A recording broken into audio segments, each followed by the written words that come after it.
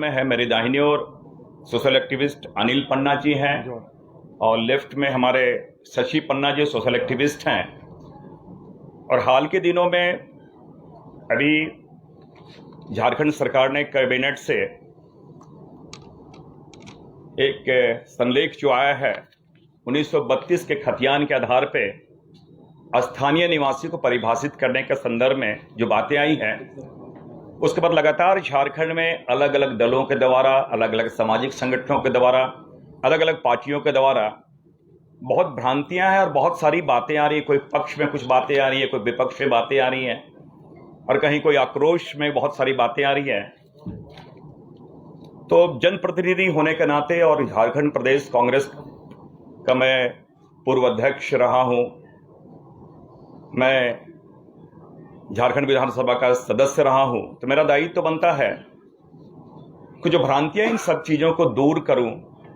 और इस निमित्त आपके समक्ष आज प्रेस वार्ता के माध्यम से जो बातें हैं मैं आपके समक्ष रखने का एक प्रयास कर रहा हूं। ये 1932 का खतियान,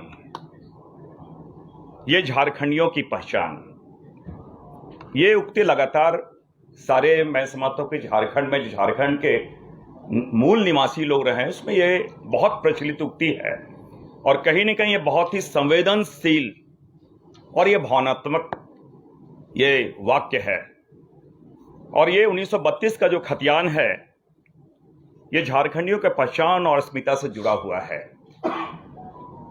और झारखंड गठन के बाद लगातार स्थानीय नीति, स्थानीय व्यक्ति की पहचान है तो झारखंडी जनता लगातार उद्वेलित रही है। और इस कारण और स्थानीय नीति परिभाषित नहीं होने के कारण जिस निमित्त झारखंड का गठन किया गया है उसका मूल उद्देश्य का ही क्षरण होता जा रहा है। ये जैसा कि विदित है, झारखंड खनिज संपदाओं और वन संपदाओं से परिपूर्ण है और देश का 40% खनिज झारखंड से आता है।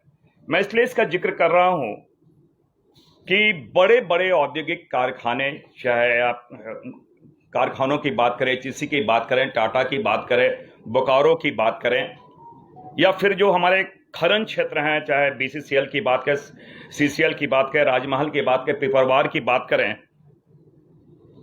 इनके माध्यम से लगातार यहां करोड़ों लोग, यहां के जो निवासी हैं, हर वर्ग, केवल आदिवासी नहीं हो, मैं समझता हूं आदिवासी, मूलवासी, जो झारखंड के मूल निवासी हैं, इन परियोजनाओं से, सिंचाई परियोजनाओं से लगातार वो विस्थापित होते रहे हैं। और विडंबना तो ये है, ये जिस सरकार को लोगों की, यहां के लोगों को संरक्षण देना, उनका प्रोटेक्शन करना है, मैं आपको स्मरण दिलाऊं, इसके पूर्ववर्ती सरकार भारतीय जनता पार्टी और राजसू की जो सरकार थी, 21,01,471 एकड़ भूमि उन्होंने लैंड बैंक के लिए चिन्हित किया, लैंड बैंक के लिए चिन्हित उन्होंने किया है। और ये मैं इसलिए इस बात को कह रहा हूं कि ये कहीं ना कहीं सीएनटी एक्ट का वायलेशन है और एसपीटी एक्ट का भी वायलेशन है और कुछ चीजें आज भी यहां बीटी एक्ट में, बिहार टेनेंसी एक्ट के भी बहुत सारे प्रावधान यहां पर लागू हैं। इन सारे चीजों का वायलेशन करने के बाद उन्होंने लैंड बैंक बनाया और ये कहीं ना कहीं सरकार के द्वारा जो विस्थापन की जो प्रक्रिया है और शोषण की जो प्रक्रिया है, उसको ये सरकार, भारतीय जनता पार्टी राजसू की सरकार ने भी उसको गति प्रदान करने का कार्य किया है। और ये दुखद स्थिति यह है कि जिन्होंने देश के विकास में अपनी महती भूमिका निभाई है, उन्हें ही संविधान विरोधी और अन्यायी साबित करने का कुत्सित प्रयास किया जा रहा है। जब से 1932 खतियान की बात आई है, मैं 1932 खतियान के विरुद्ध में जो संविधान का हवाला दिया जा रहा है कि देश में कोई भी व्यक्ति जो फंडामेंटल राइट की वो बात करते, देश में कोई भी व्यक्ति कहीं भी निवास कर सकता है। आर्टिकल 15 और 35 के बीच में जो फंडामेंटल राइट है, मौलिक अधिकार, उसका उन्होंने वो जिक्र करते हैं। हम लोग इससे इनकार कहां करें, कोई भी व्यक्ति कहीं भी निवास कर सकता है। लेकिन यह भी सत्य है कि जो कॉन्स्टिट्यूशन का जो हाईएस्ट इंटरप्रेटर है, जो सर्वोच्च व्याख्याता है, जो इंटरप्रेट करता है कि संविधान सम्मत है या नहीं है, विधि सम्मत है कि नहीं, इसी सर्वोच्च न्यायालय ने कहा है कि इस भारत में जो रहने वाले भारतीय जो नागरिक हैं, वो हर राज्य के अस्थायी निवासी नहीं हो सकते हैं। और देश का सर्वोच्च पंचायत लोकसभा से जो प्रकाशित होती है, लोकसभा सचिवालय नई दिल्ली से प्रकाशित समाचार मंजूषा के जनवरी 2002 के अंक 1 पेज नंबर 8 में सारे डिटेल्स में आप उसे देख सकते हो। ये मैं नहीं कर रहा हूं, देश की सर्वोच्च पंचायत लोकसभा की मैं उद्धृत कर रहा हूं और सुप्रीम कोर्ट का मैं उद्धृत कर रहा हूं। एक बात मैं स्पष्ट कर दूं कि 1932 का खतियान ये झारखंडी को पहचान का एक आधार है। मैं इसलिए इस बात को कह रहा हूं कि जिस प्रकार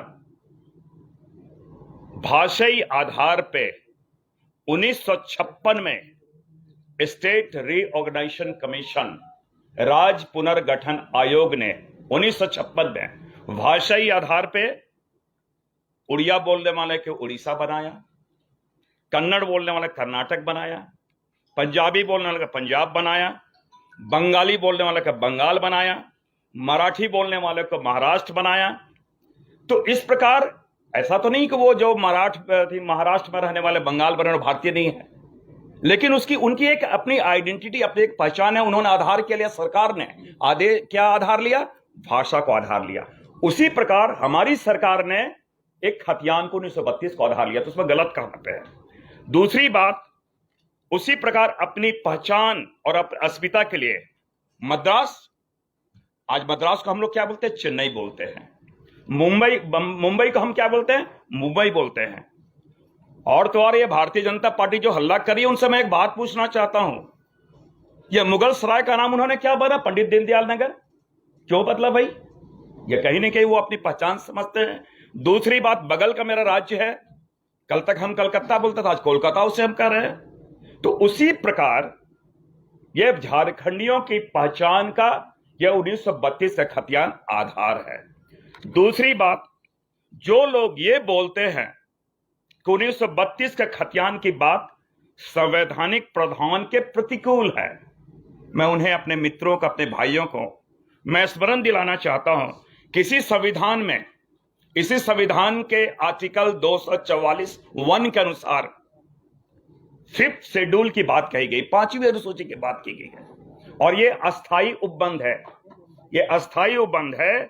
और इसी 5th शेड्यूल, जो शेड्यूल एरिया में है, इसी संविधान ने कहा है कि यहां पर अनुसूचित क्षेत्रों के आदिवासियों की सामाजिक, सांस्कृतिक, आर्थिक और भाषाई संरक्षण का भी दायित्व सरकार का है।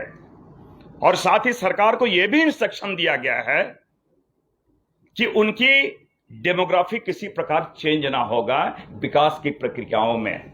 और यही कारण है कि यहां राज्यपाल को विशेष अधिकार दिए गए हैं और ट्राइबल एडवाइजरी काउंसिल का प्रावधान दिया गया है, जिसके माध्यम से अगर संसद में भी कोई कानून पारित होता है, केंद्र में भी कोई कानून पारित होता है, और राज्यपाल ये महसूस करे कि ये कानून जो है यहां के निवासियों को, विशेषकर आदिवासियों के हित के प्रतिकूल अगर ये कानून जा रहा है, तो उसे स्थगित करने का भी अधिकार है। और हर समय राज्यपाल को यहां के सारी परिस्थितियों का एक रिपोर्ट महामहिम राष्ट्रपति को सौंपना पड़ता है। ये सारे संवैधानिक प्रावधान है। इसलिए मैं अपने मित्रों, मेरे भाइयों से मैं कहता हूं कि वो संविधान पढ़ते हैं तो संविधान में जिनका उल्लेख करते हैं, तो इसी संविधान का मैं पुनः एक बात मैं स्मरण दिलाना चाहता हूं कि संविधान में फंडामेंटल राइट है, जिसमें भाषा के आधार पे, लिंग के आधार पे, जाति के आधार पे कोई आप डिस्क्रिमिनेट नहीं कर सकते हो, कोई अलग नहीं कर सकते हो। लेकिन इसी फंडामेंटल राइट में ऐसा है कि भाई ये रिजर्व सीट है, यहां से आदिवासी चुनाव लड़ेंगे, यहां से अनुसूचित जनजाति चुनाव लड़ रहे हैं, यहां तो जाति के आधार पे अलग उनको दिया गया है। ये क्यों दिया गया है? इसी को कहा जाता है पॉजिटिव डिस्क्रिमिनेशन, जिसके आधार पे कि राज्य सरकार और केंद्र सरकार, भारत सरकार का दायित्व है कि जो मेन स्ट्रीम में यहां का हर व्यक्ति चाहे किसी भी जगह का हो वो मेन स्ट्रीम है, और जिसे का सर्वांगीण विकास का दायित्व वो केंद्र सरकार का है। और जिसे इसलिए मैंने कहा सर्वांगीण विकास का दायित्व सरकार का, इस निमित्त ये कदम उठाए जाते हैं और ये वेलफेयर स्टेट है, कल्याणकारी राज्य है। दूसरी बात कि मैं एक बात स्पष्ट करना चाहता हूं कि यहां, और इसीलिए इन क्षेत्रों में जो भी सरकार राशि आवंटित करती है वो ट्राइबल सब प्लान का राशि आवंटित करती है, इसीलिए इसे ट्राइबल जनजातीय उप योजना का राशि यहां पे सरकार देती है, और ये उम्मीद करती है कि इसका विचलन किसी भी हालत में ना हो। एक बात मैं स्पष्ट कर चाहता हूं कि लोकतंत्र है, जमहूरियत है, डेमोक्रेसी है, उसके हम लोग पार्ट हैं, और निश्चित रूप से आप चौथे स्तंभ हम लोग सारे पार्ट हैं। और लोकतंत्र में मतों की विभिन्नता बहुत स्वाभाविक है। कोई भी निर्णय आते हैं, जैसे अभी बारिश का समय है, किसान हमारे खुश हो जाए कि बारिश हो रही है, लेकिन जो मिट्टी के चाक पे काम करते कुम्हार दुखी हो जाते हैं कि भाई बारिश में कैसे काम करें। तो ईश्वर भी सबको खुश नहीं रख पाता है, लेकिन सरकार ये देखती है कि बहुसंख्यक वर्ग और विशेषकर वैसे लोग जो शोषित हो जा रहे हैं, जो पिछड़ गए हैं, उनको कैसे मेन स्ट्रीम में लाएं, तो उस प्रकार के नियम वो बनाते हैं। और इसलिए मैंने कहा कि इस लोकतंत्र में, गांधी के देश में, कोई भी समस्या का समाधान गांधीवादी तरीके से होगा, ना कि गोडसे के तरीके से होगा। बहुत स्पष्ट मैं कर देना चाहता हूं। दूसरी बात, एक बात और मैं स्पष्ट कर दूं कि ये मैंने कहा कि इससे किसी को, जो संलेख सरकार ने कहा है, इसमें बहुत स्पष्ट उन्होंने कहा है कि मैं जो संलेख अभी मंत्रिपरिषद से जो आया है, उन्होंने कहा यह अधिनियम संविधान की 9वीं अनुसूची में सम्मिलित होने के उपरांत प्रभावी माना जाएगा। अभी तो विधानसभा में हमारा ये भी नहीं आया है, मैं समझता हूं कि अभी विधेयक भी नहीं आया है, तो मैं समझता हूं इतना हाय तौबा मचाने की बात नहीं है। और इस प्रकार के मैंने कहा कि ये हेतु मतभूत को ये होगा तो वो होगा, हाइपोथेटिकल कोई चीजें चलती नहीं है। और ये काजी जी दुबले के शहर कंदेसे से ऐसी वाली बात नहीं है, इसमें बहुत सारी चीजें आपको लगता है कि इसमें सुधार की गुंजाइश है या कुछ चीजें लाई जा सकती है, तो उन बातों को देखी कि सरकार संवेदनशील सरकार है। और एक बात मैं स्पष्ट कर दूं कि बहुत एक कहावत है कि जो किराएदार है वो बहुत मकान मालिक से बहुत अधिक धनवान भी हो सकता है, समर्थवान भी हो सकता है, क्षमतावान भी हो सकता है, बहुसंख्यक भी हो सकता है कि बहुत सारे हम है मल्टी स्टोरी बनाए तो बहुत सारे लोग हैं तो बोले कि हमारी संख्या बहुत है भाई। लेकिन एक बात स्मरण करना चाहिए कि आप समर्थवान हो सकते हैं, धनवान हो सकते हैं, लेकिन वो किराएदार मकान मालिक नहीं हो सकता है, यह स्पष्ट हो जानी चाहिए। मैंने इसलिए इस बात को कहा है कि एक समझना पड़ेगा कि मैं 2-3 चीजें यहां बता रहा हूं। कुछ लोगों ने ये पेंट करने का प्रयास किया 1932 के खतियान, ये तो आदिवासियों की बात है। तो मैं स्पष्ट कर दूं, ये आदिवासियों की बात नहीं है। अगर मैं 1951 का भी सेंसस की बात करूं तो 1951 के सेंसस में आदिवासियों की जनसंख्या 36% थी, 36, आज भले 27, 36% थी। तो बचा कितना? 64% तो हमारे आम लोग थे, जिसको हम यहां सो कॉल्ड मूलवासी कहते हैं, सडान कहते हैं, नॉन ट्राइब थे। तो ये मैंने कहा कि झारखंड के तमाम लोगों के, आदिवासियों, मूलवासी, तमाम लोगों की बातें इससे जुड़ी हुई है। मैं एक थोड़ा सा उदाहरण दे रहा हूं, मेरे पास वो सारे डेटा है। ये BCCL धनबाद का मैं छोटा सा उदाहरण दे रहा हूं। जब यहां कोयला और रोडियम खनन से जो विस्थापित हुए हैं, ट्राइबल जो विस्थापित हुए BCCL से, वो 38.2%, और SC जो विस्थापित हुए 16.9%, और सबसे ज्यादा जो विस्थापित हुए जनरल कास्ट के, वो 50% विस्थापित हुए हैं। ये BCCL में धनबाद की बात कर रहा हूं। मैं उसी प्रकार CCL में हजारीबाग रांची की बात मैं कर रहा हूं। 23% हमारे ST डिस्प्लेस्ड हुए हैं, और 16% दलित, और 60% हमारे वो जनरल कास्ट के लोग विस्थापित हुए हैं। तो ये भ्रांति नहीं होनी चाहिए कि वर्ग विशेष इससे लाभान्वित होंगे, ऐसी कोई बात नहीं है। क्योंकि हेमंत जी के नेतृत्व में गठबंधन की सरकार है, उनका यह दायित्व बनता है, उन्होंने एक निर्णय लिया है कि कैसे हम जो स्थानीय नीति जो है वो स्थानीय लोगों को पहले चिन्हित करें, उसके बाद इससे आगे जाए। मैं इसलिए इस बात को कह रहा हूं, मैं 2-3 बातें मैं कहना चाहूंगा यहां पे कि ये मैं नहीं कर रहा हूं, ये आपको अधिसूचना में दिखलाना चाहता हूं। ये अधिसूचना है 22 सितंबर 2001। ये किनकी सरकार थी? भारतीय जनता पार्टी राजस्व की सरकार थी। मैं स्पष्ट कर दूं, इसमें क्या है, उन्होंने कहा है कि थोड़ा बीच का मैं लाइन कह रहा हूं कि झारखंड राज्यपाल श्रम एवं नियोजन विभाग निदेशालय नियोजन एवं प्रशिक्षण बिहार पटना के पत्र संख्या 3 स्थापना 5014/81-2006 3 मार्च 1982 का उन्होंने उद्धृत किया है, जिसमें उन्होंने स्पष्ट कहा है कि जहां जहां बिहार आया है वहां झारखंड हम उसको प्रतिस्थापित समझे, और झारखंड राज्य में उक्त पत्र के प्रावधान के अनुसार स्थानीय व्यक्ति की परिभाषा उन्होंने कहा है। ये मैं नहीं कह रहा, और ये कब का है? ये सरकार उन्होंने पहले कहा था, तो कोई नई बात नहीं है।